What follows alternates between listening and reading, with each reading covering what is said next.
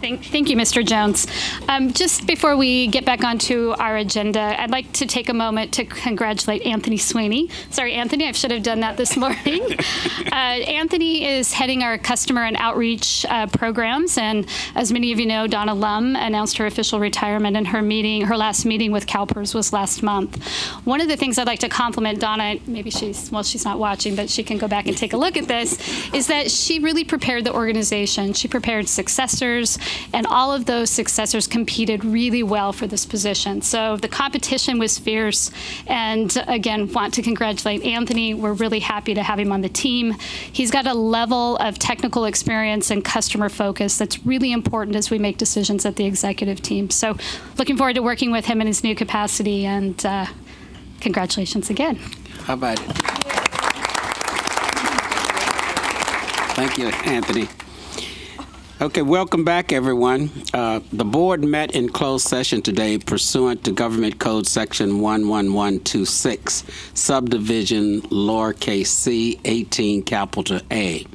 During the closed session, the board received an information security update and cybersecurity briefing on staff's work to protect the system. The board took no action during that meeting. We're now going to turn our attention to our actuarial essentials led by our Chief Actuary, Scott Trendo. Thank you, and welcome everyone. Scott Trendo with the Actuarial Office. This next session here, we're going to be going over kind of like the actuarial basics or essentials that the board needs to know to make pertinent and good decisions about the retirement system. In addition, we're also going to cover CalPERS specific information that's unique to our system, as well as some of the key decisions and action that the board takes during their sessions. I'm joined today by our two speakers. To my left is Fritzi Archuleta. She's over the special programs area. That area is in charge of the technology and the software for all the valuations, as well as long-term care and the health insurance area. Randy Zubak is over the valuation services area, and that area covers the regular valuation work for our 4,000 public agencies, as well as the state and school systems and what we call the jailers, the judges systems and legislative systems as well. We got a lot to cover, so we'll just get right into it. I'll pass on to Randy. Thank you, Scott. Can everybody hear me okay? Yes? Okay, I think we have a very informational session for you today. I'm encouraged that you'll find it enjoyable and entertaining. I'm not going to promise that just yet. We'll see. I think Scott, as an actuary, will find it enjoyable. We'll just have to see how well it goes for the rest of us. This is meant to be a very high-level discussion. We're going to touch on a lot of different issues, but only at a high level. We could spend a lot more time on really any of these. We've got 4 topics that we're going to go through today. Make sure my clicker works. How does the clicker work? Point it. That works. It works. I think they may have turned it off. Okay. There you go. All right. Thank you. So we're going to talk about general actuarial issues and topics that apply to all defined benefit plans. Then we'll get into some CalPERS specific information, followed by then some risk areas that I think we all need to be cognizant of and watch going forward. And then the most important section, I think, is the last section where we'll talk about some of the key actions and decisions that the board members get involved in as part of their duties. I guess with regard to questions, we have a lot of slides and only an hour to spend. I would suggest, at least at the beginning, let's hold the questions, get through some of this more generic material. We should have plenty of time for questions as we get into the final section and at the end of our slides. So with that, I think everybody knows CalPERS is a defined benefit retirement system. And by defined benefit, we mean members' benefits are defined by a formula within each of our plans. They're based on service and pay at retirement and payable as annuities from retirement until death. as opposed to defined contribution plans, which are account balance-based plans for 401k plans, 457 plans. In those plans, the employer and the members make cash contributions into an account for each member. That account grows with investment earnings, and the member gets that account when they retire to use for retirement. In the public sector in the U.S., a lot of us have defined benefit plans today. They're very popular with other states, with municipalities, counties, other public employers, whereas in the private sectors, as I think most of you know, they've gone mostly towards defined contribution plans. The volatility of contributions for them was a little bit challenging for their financial positions, and just have decided to move more towards defined contribution plans. The main difference between these plans is the investment risk. Who bears that? In a defined benefit plan, it's the employers. In a defined contribution plan, of course, it's the members. So as I said, in the private sector, these defined benefit plans are disappearing, really. For companies that have them, they're phasing them out for the most part. And I think they would say that those plans better meet the needs of their members. They're more portable. They're easier to understand. Sometimes employees just like to see that account balance as opposed to sort of a nebulous annuity that they'll get, 20, 30 years from now.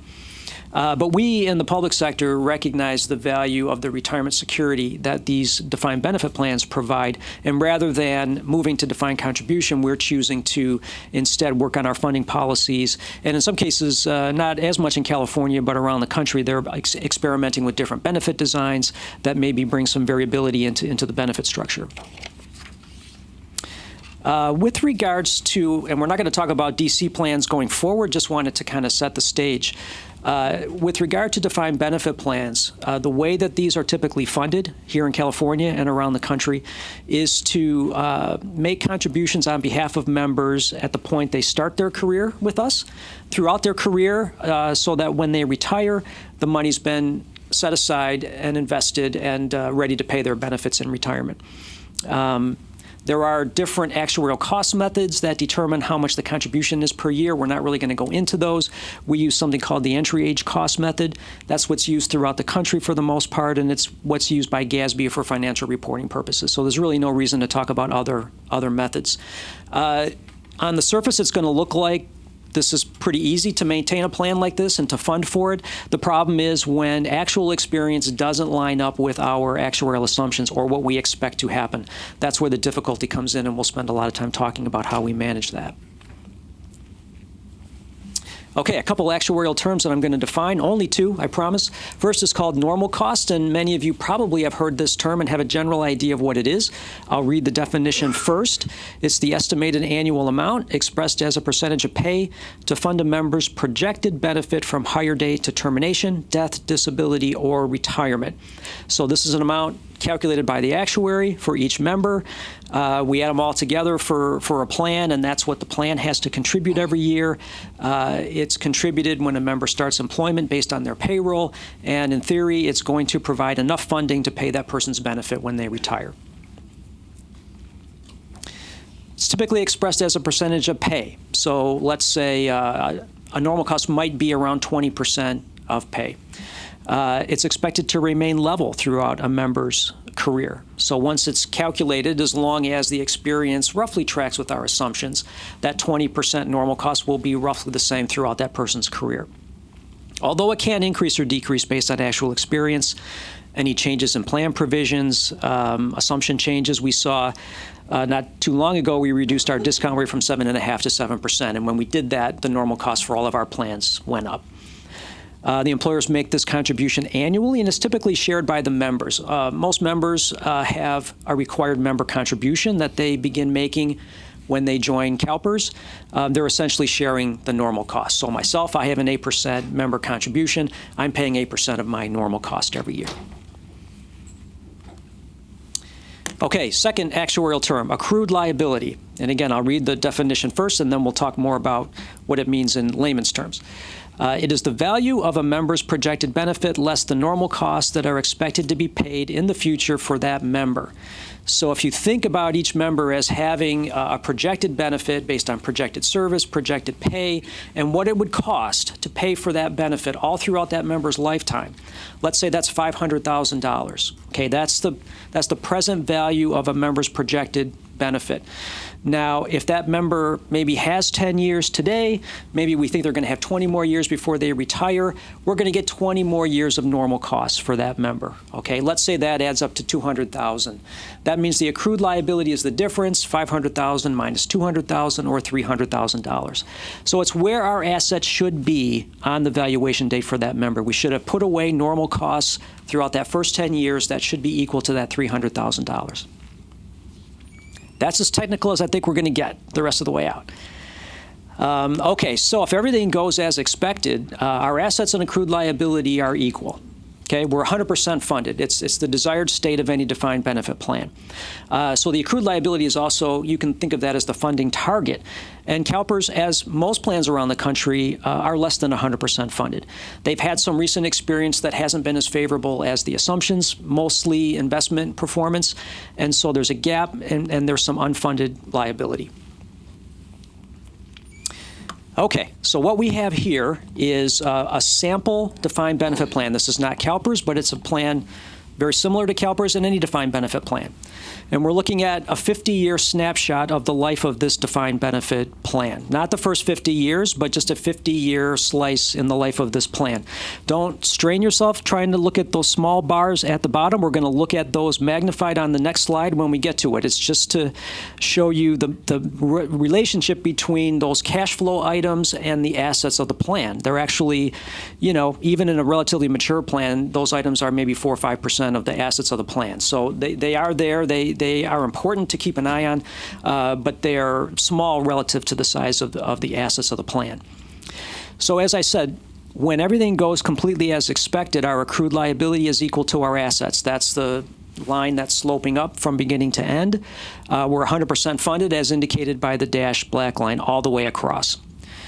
So now let's look at the cash flow items expanded where you can actually see them. So the green bars, that's our normal cost contribution that's going in every year from the employer. It's about 20% of pay. That's the kind of plan that I modeled here. They're going up because payroll goes up. So the dollar amount does go up of the normal cost, but it stays level as a percentage of pay. Benefits, which are red and are coming out of the fund, which is why they're being shown as negative, are growing faster than the contributions are growing, which is typical. It happens to us. It happens to DB plans all around the country, and it results in, at some point, what we call negative cash flow, which is the yellow bar, the difference between the contributions and benefit payments. You can see in the first 10 years or so, we've got positive cash flow. Those are the yellow bars above the line, but then as the benefit payments grow faster than the contributions coming in, we get negative cash flow, which then grows from that point forward. So that is, negative cash flow is an issue that we have to be aware of. It affects how we invest to some extent, but it is an expected outcome of funding a defined benefit plan. Okay, as I said, if we have an event different from what we expect, we end up with accrued liability that now doesn't equal our assets. We have either more assets than accrued liability or less. And in most cases right now around the country, we have less assets than accrued liability, meaning we have an unfunded liability. And so to illustrate what happens with that, we have our same sample plan. We have one bad event that we've imposed on this plan. We had a negative 10% investment return about 10 years into our 50-year schedule here. And you can see the asset line and accrued liability lines diverge. In between, we have unfunded liability, which is the blue shaded area.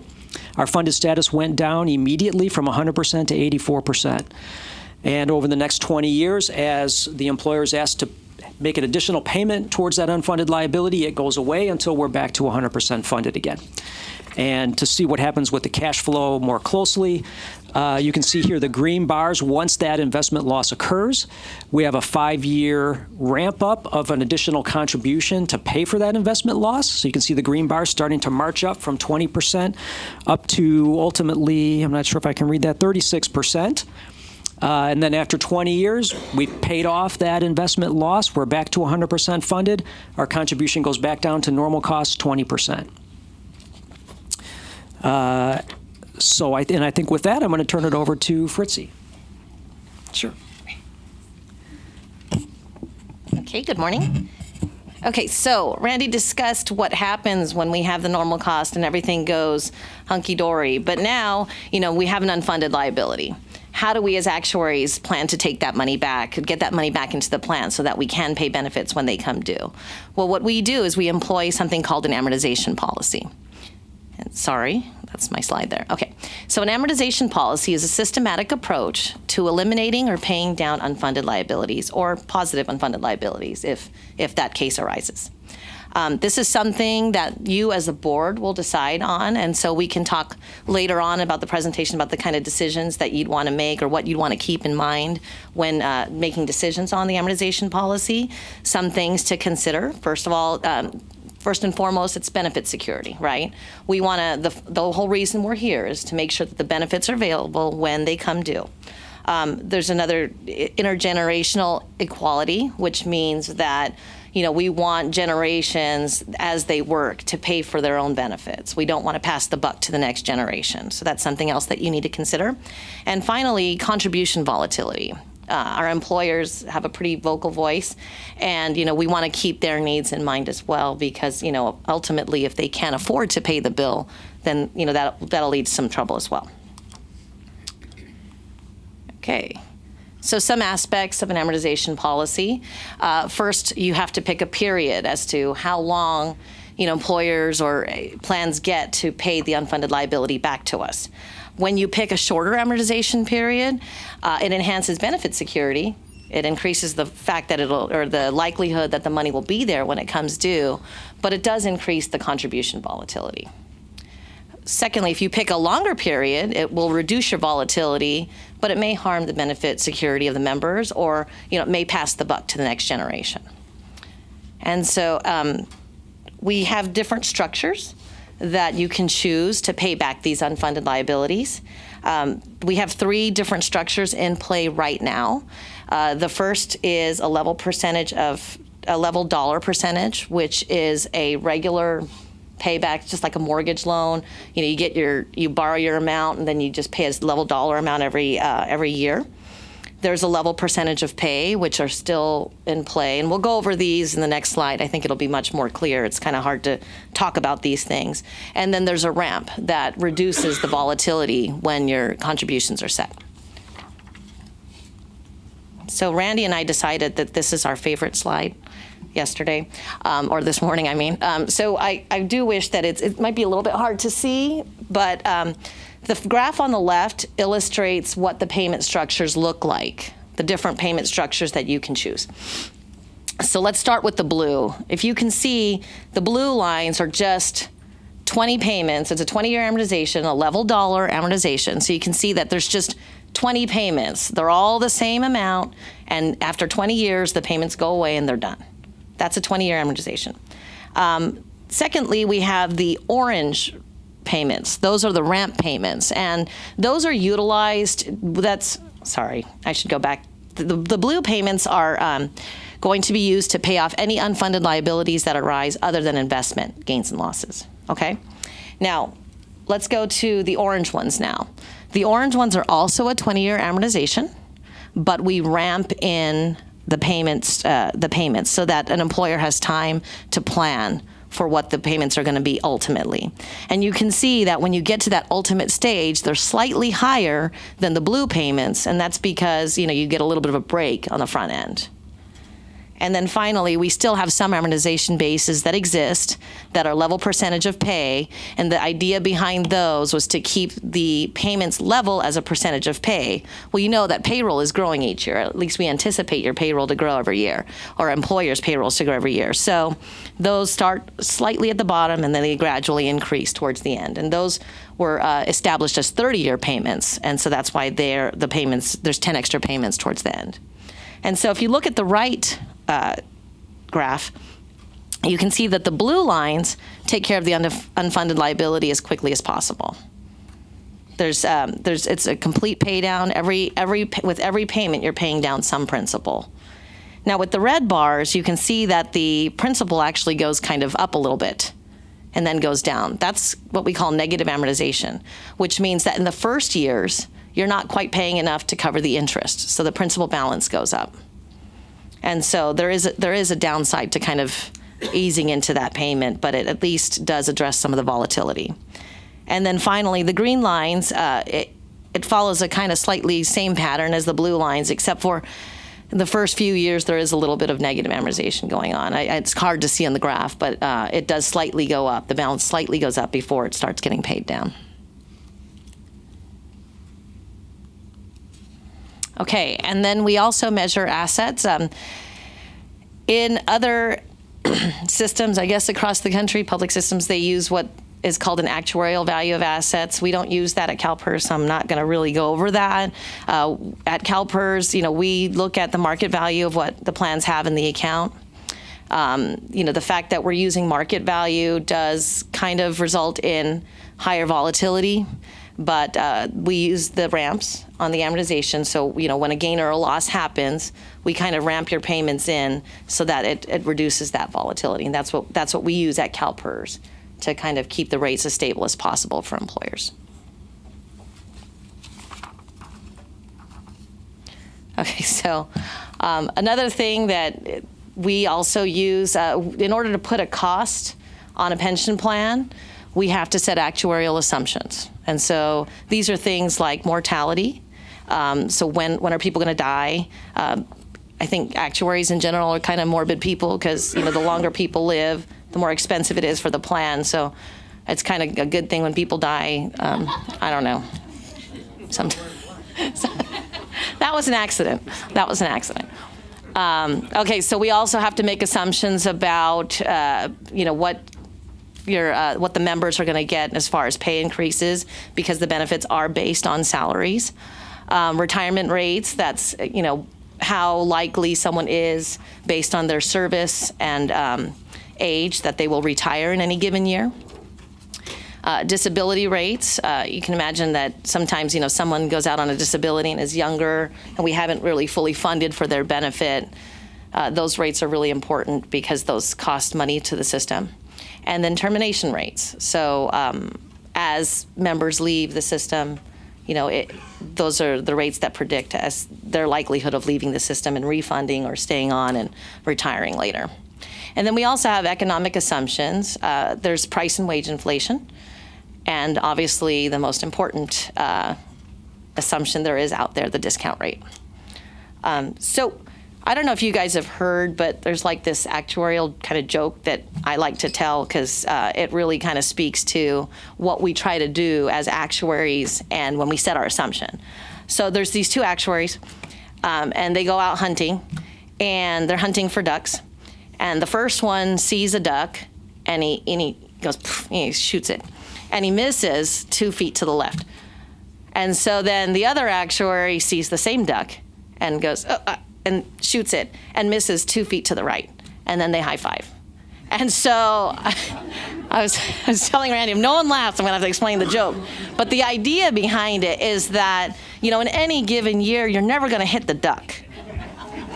But if you kind of miss the same way, you'll hit the duck, for our purposes.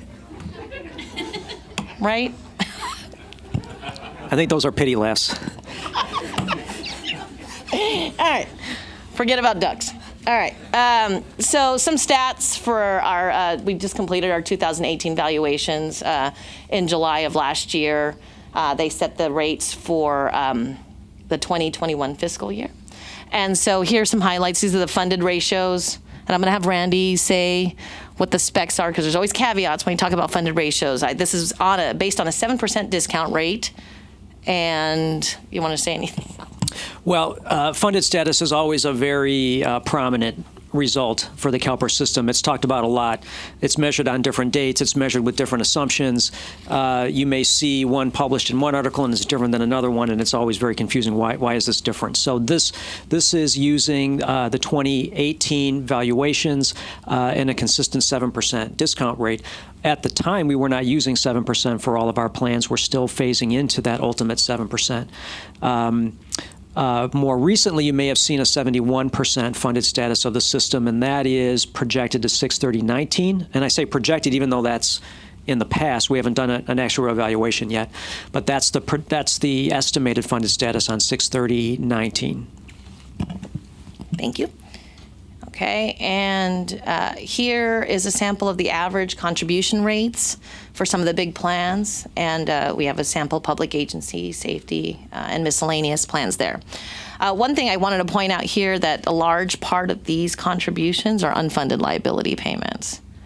So it's a big deal, and we're actively looking every day to manage these unfunded liabilities. Okay, so the average public agency employer contribution rate is about 27% of pay, as opposed to 25.2 last year. Safety plans, 52.7 as opposed to 49% last year. And the required contributions are expected to increase over the next several years. And that's because of the ramps are starting to really kind of kick in. I think we're in year 3 or 4 of the ramps. And so, in the next few years, we'll still continue to see those unfunded liabilities increasing. There's been a big trend towards additional discretionary payments, and that's really helped our funded status. The state's given us quite a bit of money, but on top of that, the employers, I think, have given us $600 million about last fiscal year in extra payments. So we prescribed, contribution rates, and on top of that, they've given us an extra $600 million. So the risk of increased contribution volatility due to plan maturity, because the fact that they have more money, and to a lesser extent, modifications to the amortization policy. So that's what's going on for the employer contributions. And one more slide, and this is just kind of like where the projected rates are going. You can see they kind of level off in the next couple of years, or they're anticipated to level off, and that's when we get to the top of those ramps. We first implemented this amortization, or the new ramp smoothing. We did about, I think it was 3 years ago. So with that, I will hand it back over to Randy. Thank you, Fritzy. If you're starting to wonder, when do we get to the enjoyable part of the presentation? I think there's still hope. I think you were going to get into some discussion of risk, and this is a big topic with regard to defined benefit plans around the country these days. We didn't talk about risk as much, decades ago. We just sort of gave a snapshot of the results and didn't really say, well, what could happen under certain circumstances? And I'll just say right now that we could do easily a full session of nothing but talking about risks and risk measures. We don't want to do that today. We're keeping at high level. We want to get to the board action section, so I'm going to gloss over this, but these are very important things for us to keep in mind. I think the biggest risks, and we probably all would guess these: investment risk, inflation, mortality, and of course the employer's ability to continue to pay these contributions. We're already hearing from a lot of our employers that the current level of contributions is becoming a problem for them financially. We know that contributions are going up, so that issue is just going to increase for them going forward. Investment risk is one of our larger risks. We're assuming 7% as a long-term average return. We know we're not going to get 7% probably in any one year, sometimes higher, sometimes lower. And whether we do get something significantly lower or higher can have a big impact on the funded status of the system and employer contributions. Also, as what happened several years ago, if our outlook on what we can earn going forward changes, right now it's 7%, but that's not saying that when we do the next ALM study, our outlook might be different than 7%, in which case we would likely change our discount rate assumption, which would immediately add costs to the employers. Not that that is something we're predicting or is going to happen. It's just something that we keep looking at. Is there a question? Okay. So you may have seen this chart in other presentations. It's a good illustration of the volatility in funded status and employer contribution rates depending on different levels of investment return. We expect 7, as I said, so the middle lines of these charts is our 7% assumption. On the left-hand side, we have the projected funded status of the PERF under some different investment return scenarios, and you can just see the variance in where our funded status could be 10 years from now if we earn something between 5 and 9%. We hope it's close to 7. We expect it to be close to 7, but over a 10-year period, we could certainly be somewhere inside any of this banded area. And also with regard to employer contributions, on the right-hand side, we have 2 sample plans, a miscellaneous plan and a safety plan, and you can see under those investment scenarios what happens to their contribution rates under those different scenarios. And as with the funded status 10 years from now, if we averaged 5% or 9%, you can see the range in potential employer contribution rates under those scenarios. This chart illustrates one really good or really bad year of investment performance. And this can happen. We've seen this happen not that long ago. It doesn't seem that long ago the market crashed and we had a minus 24% return, I think. So what we're looking at here is a 1-year, either really high or really low investment return. We're using 1 and 2 standard deviations away from our 7% assumption. That's if you see those strange assumed returns, that's where they came from. But that can happen, and you can see our funded status in 1 year. There's a 30% range in the funded status, whether we have one really good year or one really bad year. The good news is if you go to the right on the impact on the contributions, you don't see that same immediate flare up or down of contributions, and that's because of the 5-year ramp we have that phases in the impact of such investment gains or losses. So we give a chance, hopefully, if we have an event like this in the next few years, there's a counter event that corrects it. So we start ramping up the effect of that event, and hopefully during the next few years we get an opposite event, which takes contributions in the opposite direction. So the ramp is really a good feature to have to smooth out this volatility. Inflation is a risk, but a little bit different because it can affect us. It does affect us in opposite directions. If we have low inflation, generally means pay increases are lower, cost of living adjustments are lower. That results in lower cost to the system. But because it's also a component of investment return, it most likely means lower investment returns. So, it affects us in different ways, and so probably as a risk by itself, not as significant as our overall investment risk. Mortality is another risk. Every time we do a mortality study, people are living longer than the last time we did it. The good news with mortality is several years ago, actuaries got a lot wiser, not just us, but around the country. And we said, well, every time we look at it, it improves. So why don't we assume it's going to improve going forward? So we have built into our assumptions improvements that we haven't even seen in mortality that we just assume will occur in the future.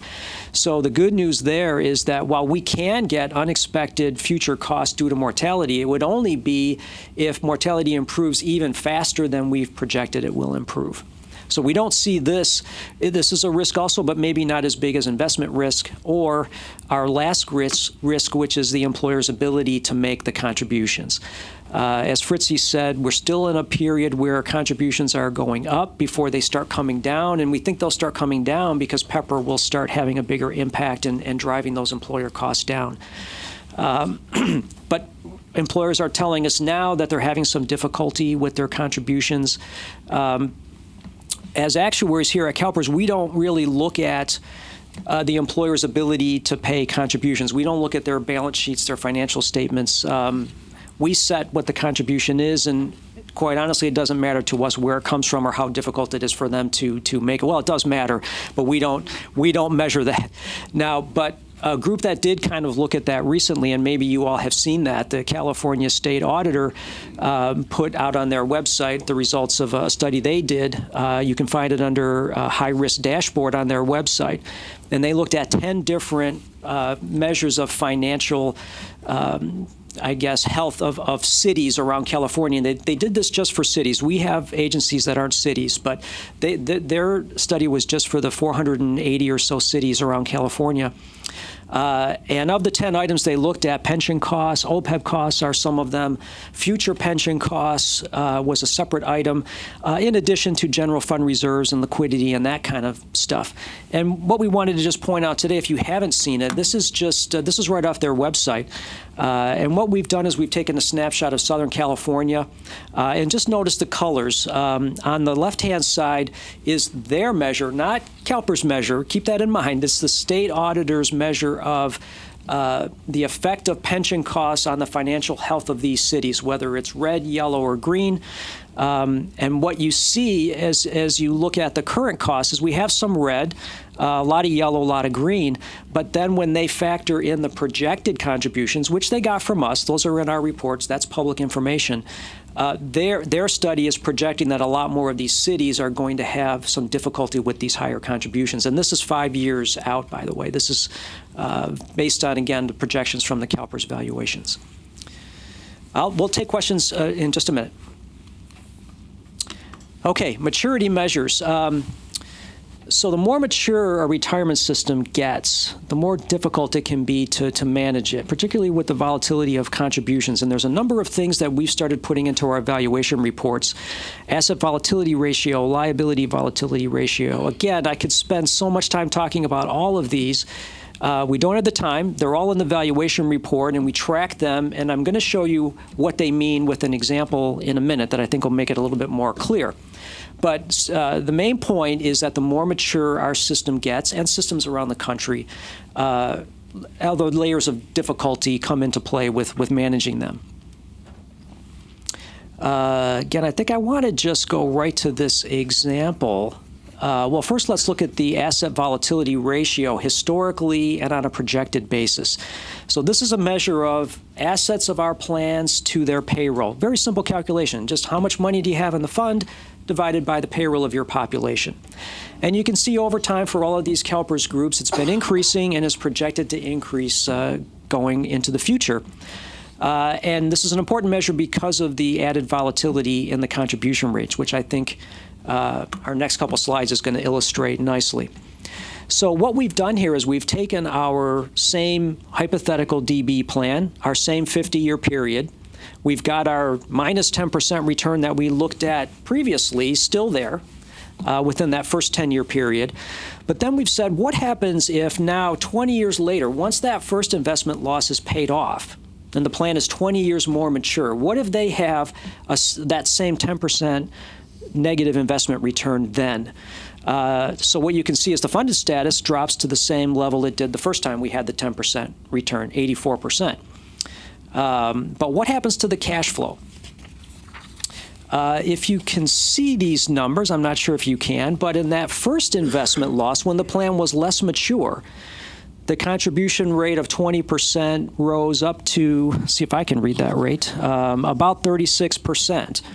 Right? So that's a bad enough increase as it is. But now that same investment return of minus 10% 20 years later, we'd gone back down to 20% because we paid off that first investment loss, and now we have another one. And now instead of going up to 36%, because our plan is more mature, our assets have grown very quickly relative to our payroll, now the impact of this is going from 20% to 48%. So that's what we mean by higher volatility with a more mature plan. We have a lot of assets. We just went over $400 billion of assets, which is a very good thing, but it's a lot of money exposed to the vagaries of the investment markets. So that's the point we're trying to illustrate there. And with that, we're going to get into the most important portion of the presentation. The fun part. But before we do you want to answer the question in the back? No. No? Okay. Okay.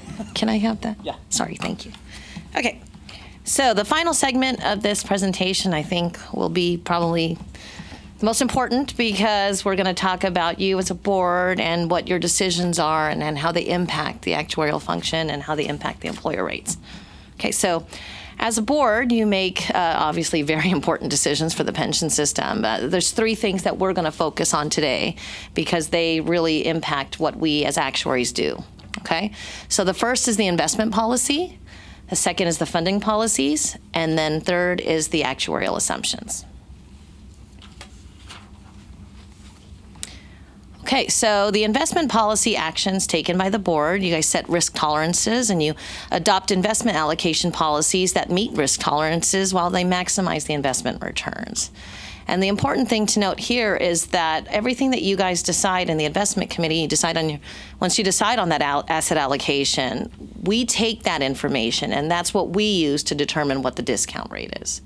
Okay, so we have a formula, if you will, I think we might even have some interactive tools that we use that once the asset allocation is set, then we can determine the discount rate.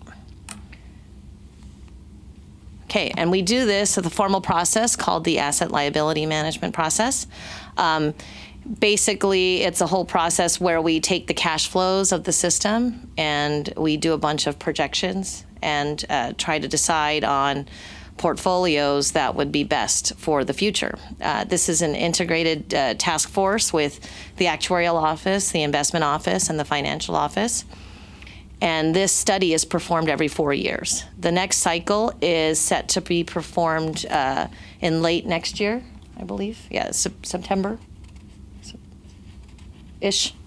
Late fall of next year. And every 2 years in between that cycle, we do a mid-year cycle to make sure that our assumptions are not too far off base. And then, again, we use the asset allocation determined out of this process to set the discount rate. Okay, so funding policies. Randy kind of talked about the actuarial cost method. I'll go over it very quickly, but the biggest thing as far as funding policies and the actuaries are concerned is the amortization policy. And so we've kind of talked about what the amortization policy was. We can go over the highlights of the amortization policy that was just passed in 2018. And then finally, we'll talk about the risk mitigation policy that is now in play this year. Okay. So the actuarial cost method, we use an entry age normal method. That's to keep the rates as steady as possible.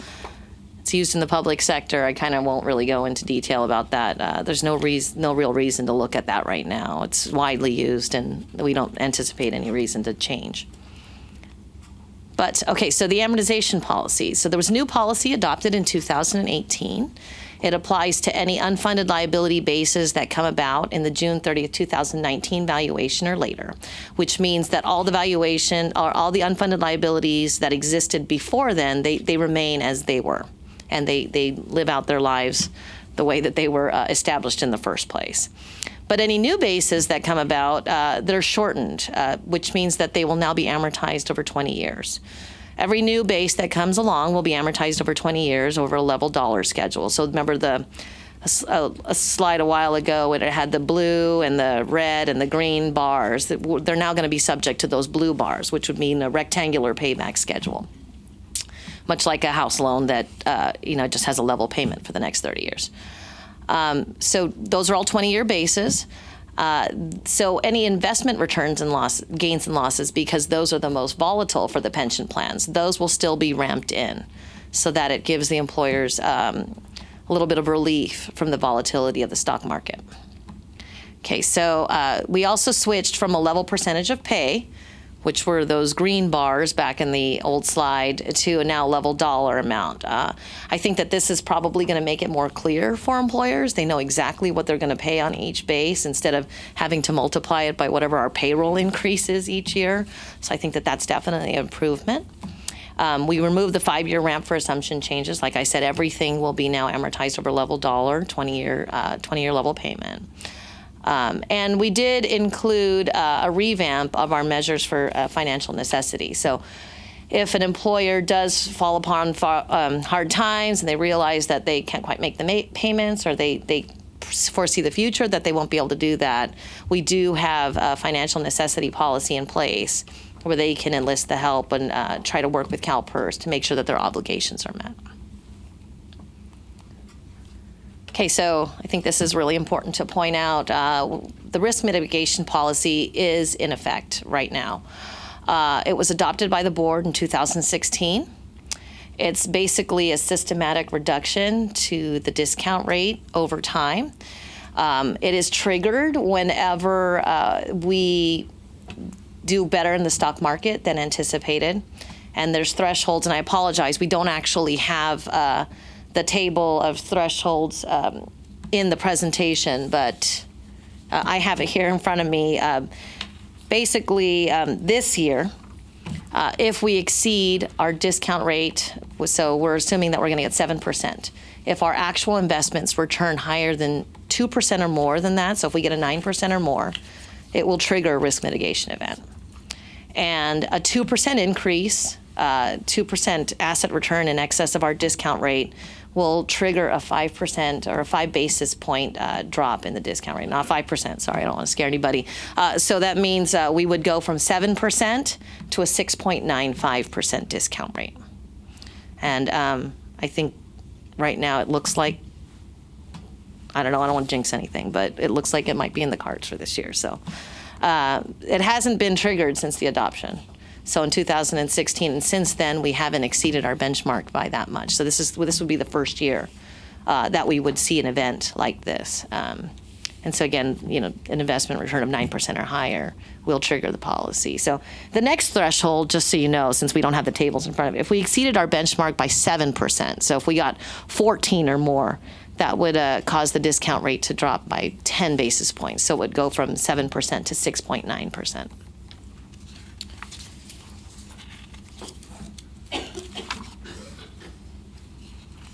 Okay, so where am I? Okay, and so finally, the last thing that you guys decide as a board is, we bring to you every 4 years our demographic assumption study.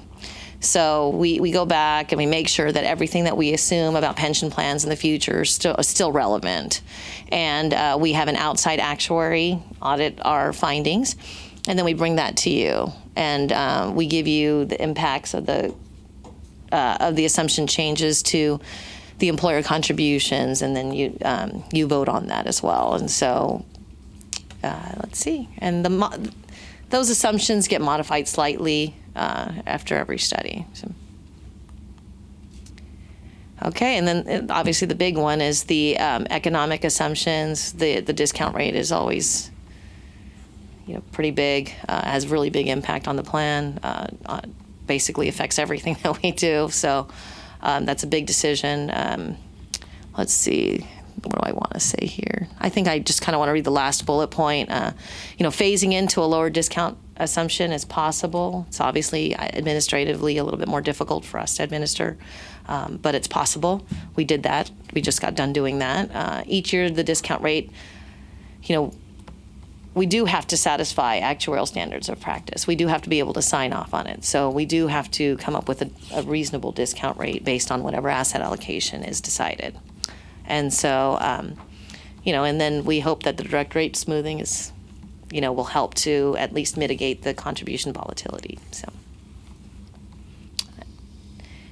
with that, I think I can just do a little shameless plug here for our Pension Outlook tool. It's a new tool if you haven't heard about it. I'm sure all of you have, but for the audience, it's a really cool tool that we have that, kind of you can play around with what would happen in the future and see what happens to the pension plan.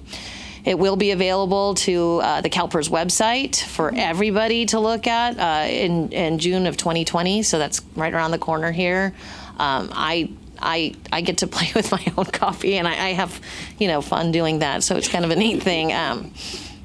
I'll stop talking about that right now. Okay, and I think that it would be for board members a pretty good tool to help you kind of, educate you better and just kind of see, if we decided to lower the discount rate, what would that mean for the pension plans?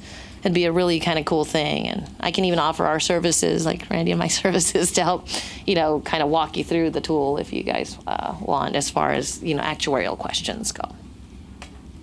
Okay? And okay. That's it. Okay, well, thank you very much. And we do have a couple of questions from the board. And after the questions from the board, I will entertain questions from the public if you have questions. And we will use our traditional 3 minutes. And there's a mic that you could pick up over there. And if you could stand here when it's your turn so that you could face the whole board. Okay, so but first of all, Ms. Taylor. Yes, thank you. I want to thank all three of you. That was, since I started on the board, that was the most understandable presentation from our actuaries. So I appreciate that. Complimented? That was a compliment. Usually it's like so far up here that I think we all get very confused, and I appreciate you, getting it to our level so that we can understand what we're looking at, because we do have these big decisions coming up. I did have a couple of questions, and if we go way back, and any of the charts that show the negative cash flow, you guys said it was kind of a normal thing to happen that far ahead, but isn't that something we don't like?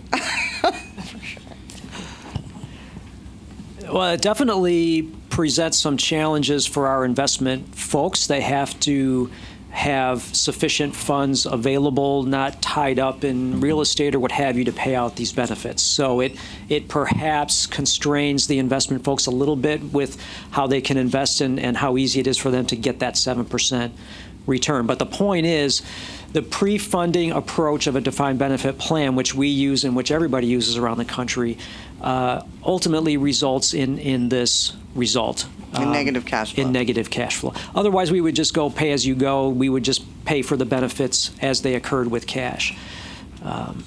Which the state of California would hate. Right. Yeah. That's not a recommendation from the actuaries, certainly. Okay. And then as I look at the heat map on page 32, where pension costs and then future pension costs in the Southern California area, does the future pension costs take into account, is that just at the 7% and we've made our 7%? I guess I should ask. Yeah, so they base this on projections that they received from our office. We helped them with this a little bit, but they set all of the methodology and made all the determinations of whether someone's red or green or yellow. I just want to make that clear. Sure. And the one thing I do know they did also with this is they didn't assume revenues would increase for these cities over the next 5 years. So it's a bit of a pessimistic view. They've got these higher contributions that they got from us, assuming we get the 7%. You are correct. And then they're comparing them to revenues as if they were flat over the next 5 years. Okay, so the revenue, so that's probably why we're seeing that, because that's a part of property it, taxes will go up or whatever. Hopefully, yes. Hopefully. Okay, that's what I was trying to figure out there. And then I wanted to ask, you have your actuarial value of assets and your ramps, and they're both smoothing methods, and you guys choose to use the AVA. I'm sorry, the ramps rather than the AVA, and I guess the standard is the AVA? Okay. Did we make you? So I worked a lot in the private sector. I'll take this one. As well as I've worked with a lot of systems outside of California. The majority of retirement systems use an actuarial value of assets that's different from their market value. They have a process where they smooth investment gains and losses and calculate unfunded liability on almost a mythical, hypothetical number for assets. But some time ago, we were using that kind of a smoothing method. We decided that using market value was a lot more transparent, easy to understand. It does add volatility to the contributions, and so because of that, we added the 5-year ramp to the amortization policy. But we just think for transparency, it's much clearer what's going on with the system. And just we changed it. He said 2012. Yeah, we changed it in 2012. As Randy mentioned, transparency was one of the issues you run into. Is your funded status on the AVA or an MVA, and then you had to have both values. So you had confusion on what is the funded status, what is the official funded status, and then you had media misquoting saying we're basing our contributions on fake assets, because if the AVA was higher than the market value, they coined that term fake assets. I gotcha. This avoids a lot of that. Yep. And we still have 5-year smoothing that a lot of the other systems across the country use. They just use an AVA, but they use a straight amortization. We ramp up the amortization. So we get to the same place. It's just, I think, a little bit more transparent on how we do it. And then finally, I just sort of targeting that joke you made, which is, over here and over here. As we're looking at this and we're seeing the future costs for employers go, especially in safety, go significantly higher. Are there any strategies that you guys are looking at that you want to promote before the next asset UAL? Well, so we actually do a lot of like road shows, kind of talking to people about managing their unfunded liability, talking to employers. It's the good thing about, unfortunately, a lot of the methods employ, giving us extra money. But it's like, that's... Is that wishful thinking? Well, you know what, and a lot of employers seem to be, they have a lot of money. They just want to know what the best way to utilize it is. And so we do talk to them about, strategies, what their short-term goals are. Some of the employers are like, I just want to lower my rate in the short term. I think if I get them the next 5 years, I'll be fine. So we can, employ strategies if they give us extra money to target certain unfunded liability bases, to give them rate relief so that, that cuts the rates are continuing to increase for the next 3 years. So if they give us some lump sum of money, we can kind of cut that off at the head, and then it makes it all more manageable for them. Some things that we talk to them about are, they just want to save as much interest as possible, in which case we tell them, they're these long bases, these long drawn-out amortization bases. The sooner you pay those off, the more interest you're going to save there. There's and then finally the 115 trust that, just Right. came into play. Some employers are choosing to pick a mix of the two. So they're like, okay, well, I'll pay off some of my unfunded liability, but I'm not going to give you all of my money. I'm going to take the rest of it, put it in a 115 trust, and really, then I have the ultimate freedom, right, when to pick and choose. If the contribution gets too high, I can give it to you then. So those are some of the strategies that we've been talking to employers about. But, we've done webinars and do road shows and things like that. A lot of people, they want to hear from us. We're like kind of popular sometimes. Right, Randy? Who thought of that, right? As Sweeney an makes actuary. jokes all the time about us. I'm just telling him. So does that help? I don't know how many of the employers have taken you up on any of these strategies. Does that help mitigate that heat map, hopefully? For sure. Okay. Yeah, because the contribution rates don't get as high. The volatility, sometimes they just want to cut the volatility out, so we tell them to pay off the ramp bases so that they don't have this increasing phenomenon over the next few years. And so, yeah, to my knowledge, it's quite a bit. I think $600 million came in just this year in extra contributions alone. And so there's money out there, and they're just looking at the smartest way to use it. And we should do it now before anything that we're expecting may happen could happen, I would think. All right. Thank you very much, you guys. Okay, Mr. Perez?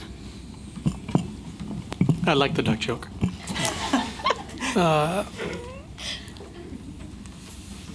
Can you guys, what has PEPRA done for us in this area? Well, Pepper's done a couple of things. As you can see, if you go back, if you think about when we presented the funding levels and risk report a few months ago, it looked out over a longer period than just the 5 years or 5 and 10 years that you saw here. What you would see is the rates slow as the unfunded starts to get paid off. The normal cost is a lot lower. That's the one thing to consider. What Pepper did is Pepper did two things. It lowered the benefit levels, and it put a cap on compensation. And those two, I know you squint.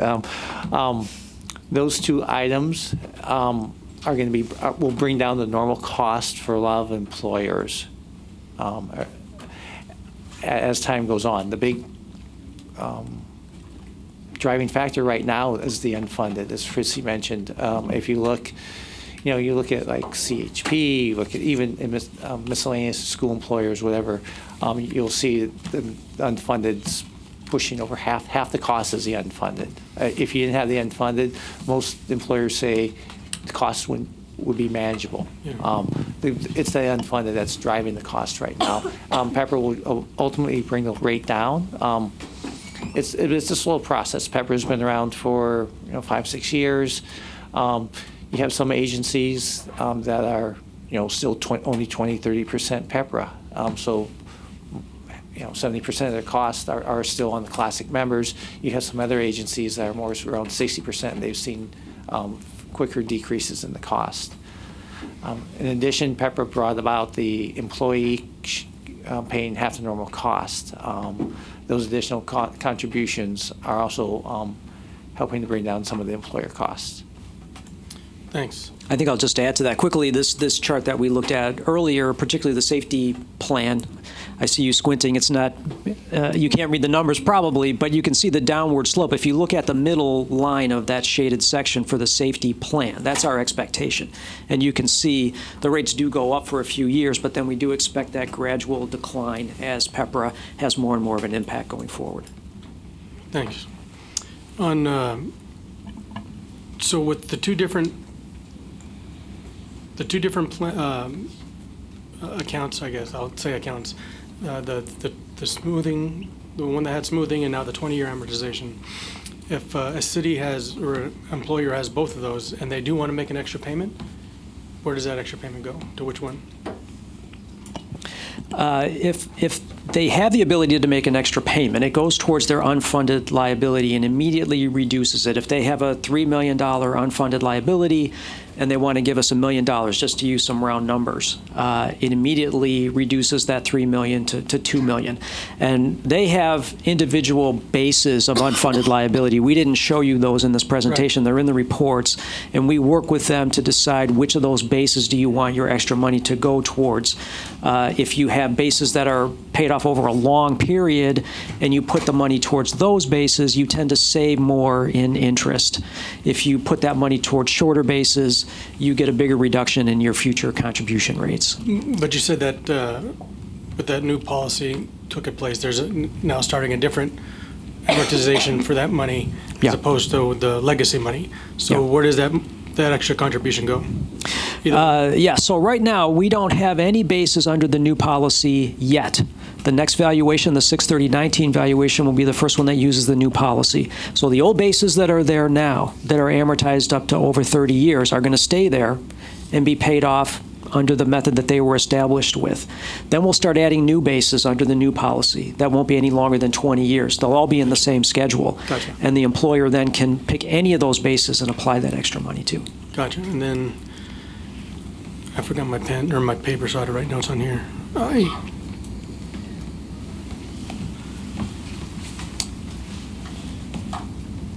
On slide 20.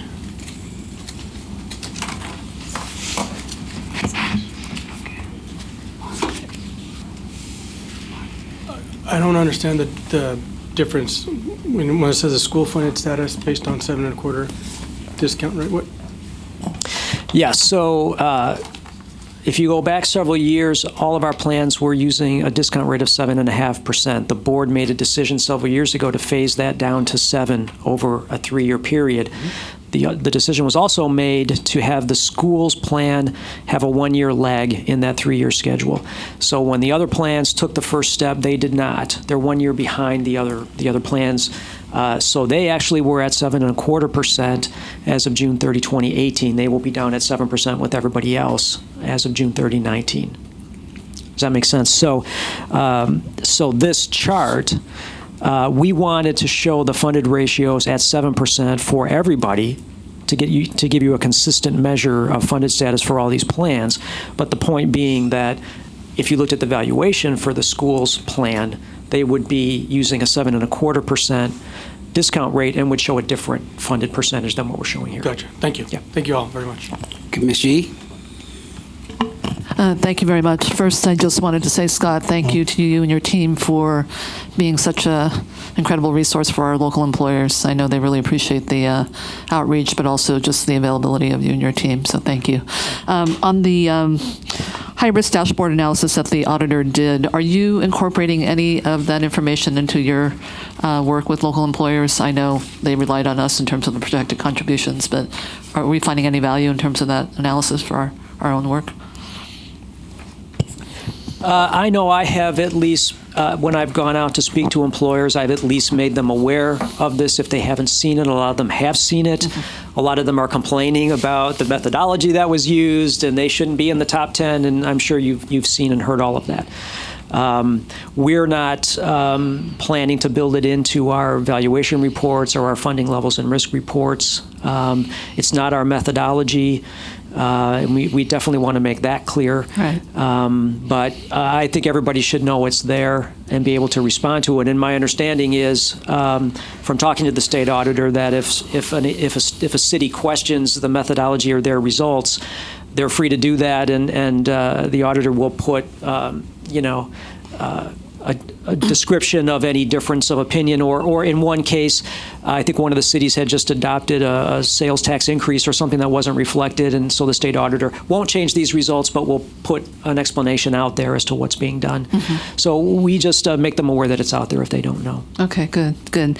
I appreciate you bringing forth together the funding policies that are subject to board action, because I think oftentimes they kind of come to us a little disjointed, and there isn't a relationship between all three. And so my question is, and I think my colleagues on this board have heard also, that many of the stakeholders would like us to think about suspending the risk mitigation policy indefinitely, given the contribution pressure of local employers. And so I just, Mr. Chairman, Mr. President, wanted to know if we could have a little bit more of a deeper dive about what that could look like. With the reduced amortization period, the lower discount rate, the idea that if we do reach a point, and Fritzy, I hope you're right, that we are going to come in with returns above 9%, right, that the excess returns are directed to improving the funded status and lowering contribution rates. So as a potential policy, could we have that come before us with a fuller discussion? Yes, we will. Okay, great. And then the pension outlook tool, I'm thrilled to see that. Are you going to be tracking whether employers are, how they're utilizing it, and just seeing how they can be improved over time? Yes, so definitely we're doing that.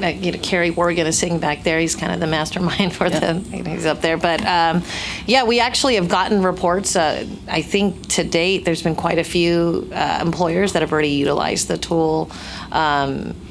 And we are, it's going to be a constant, revamping. Obviously we want to add in the functionality for pooled plans to take a look. And then we're also taking suggestions and feedback from employers when they do play with the tool to see, what kind of information would be interesting to them. One of the things that they brought up was like, what if I gave X salary increases to, what would that do to my rate? So we're constantly looking on ways to improve and, roll it out when it's ready. So for That's sure. Great. Thank you, Mr. President. Okay, you're welcome. Ms. Brown?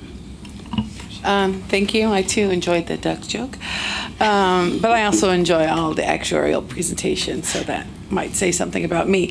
I have a question about slide 11, which is the cash flow, which seems to be extremely simplified, which you said you were going to do, but I just wanted to talk a lot about it, because it's not really just contributions and benefit payments, because when we look at revenues, what we don't have in there, we don't talk about our dividends or interest payments, asset sales, or private equity distributions. And then of course on the cost side, we have wages. The board recently raised a bunch of salaries and gave a bunch of incentive plans, management fees, rents, etc. So I'm wondering how those factor into your green and red bars, or into your overall cash flow.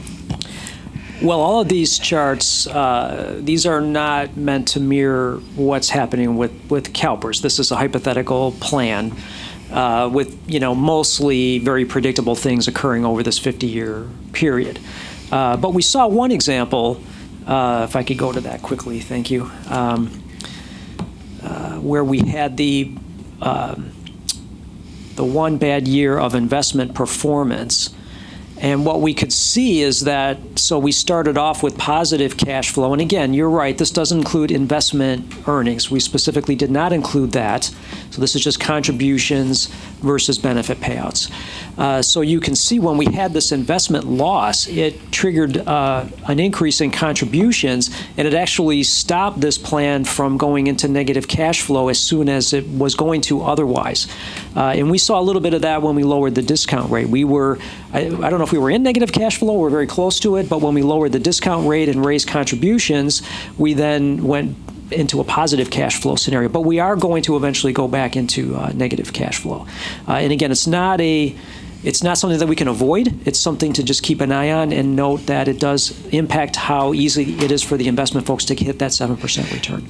Well, and I'd just like to add that the closer we are with our cash flow, the closer we can get, the more money can go into investments and then start earning returns. And so I don't know who's actually managing the cash flow. Is that the actuarials or is that the finance office? But I really think I'd like us to learn more about that, because the more money that's not just sitting in the checking account and is virtually invested helps the fund.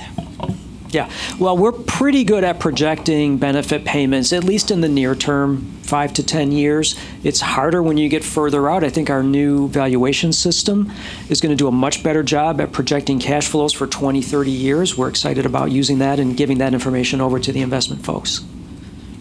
Thank you. And then the only thing I would add there, Randy, is the new liquidity management program that Ben is using, that he's briefed the board on. Okay, thank you. Okay, so no further. Mr. Rubalcaba.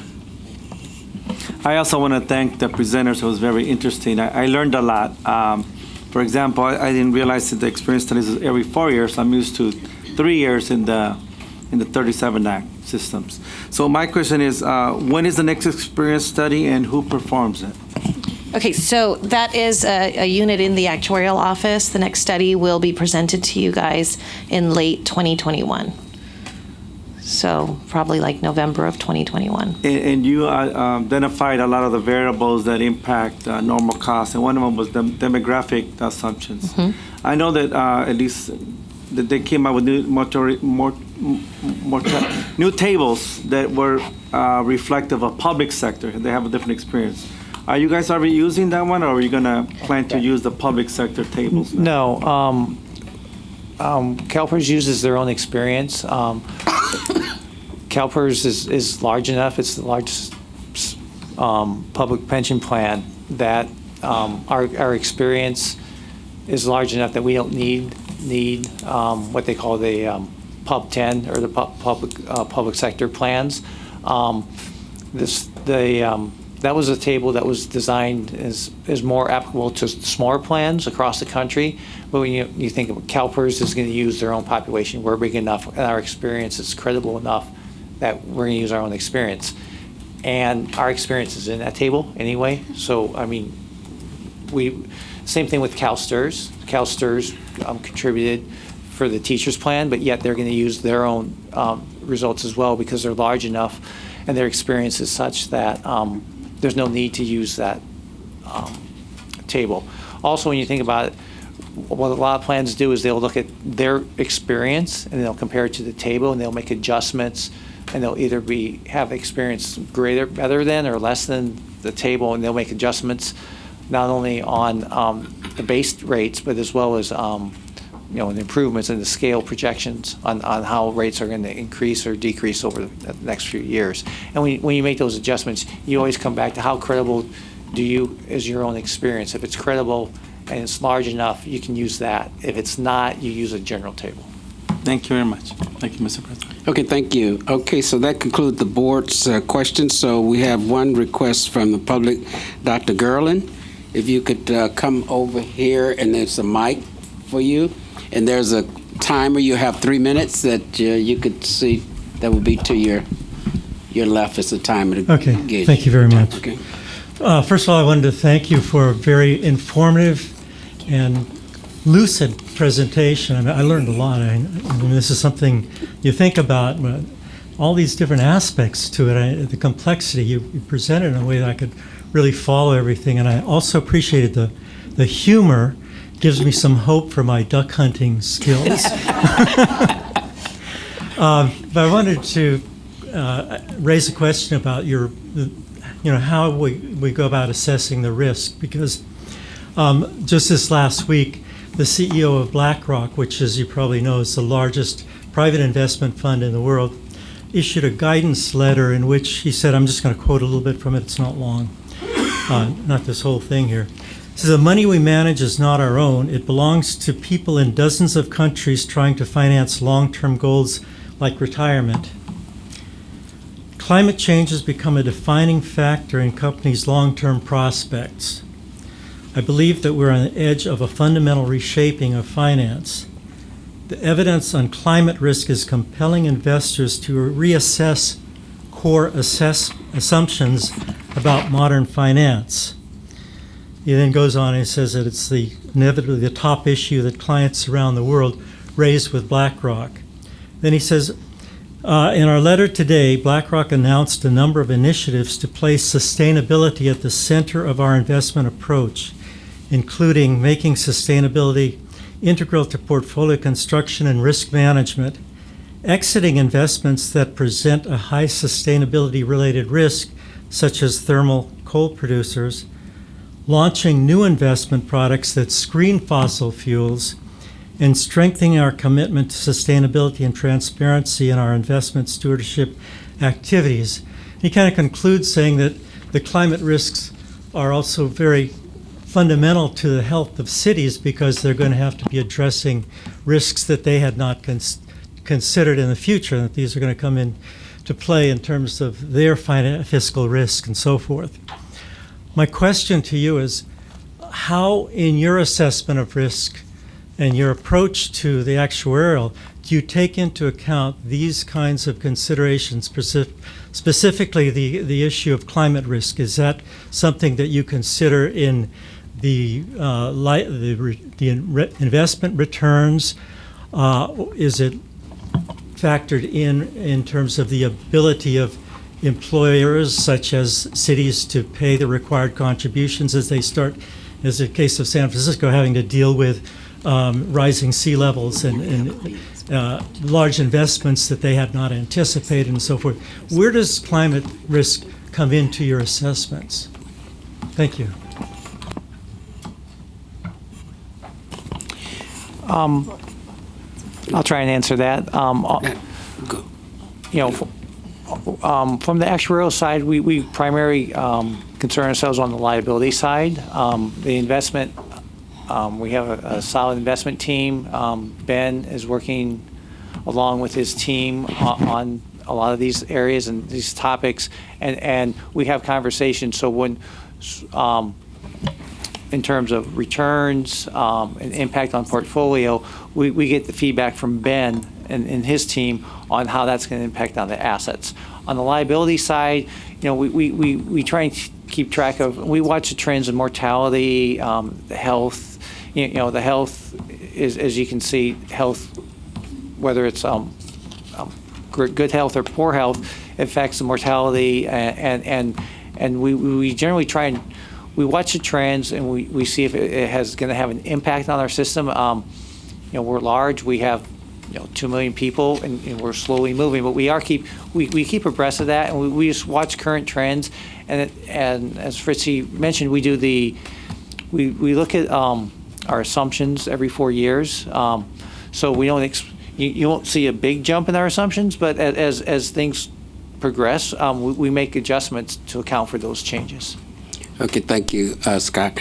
And Dr. Gerland, you can go to our website. There was a report presented to the board on climate change in December. So if you go to our website, you could look at that report, and it will respond to some of the issues that you raised. Because as Scott mentioned, he's looking at the liability side primarily. So anyway, I just want to echo my colleagues' comments about a wonderful, insightful, and very informative job. Let's join me in giving them a round of applause. Thank you very much. Okay, we're going to take a break for lunch. Karen? Yes, we'll go ahead and take a break for lunch at this time. We'll meet back in this room at 1:15 for our next session. Thank you.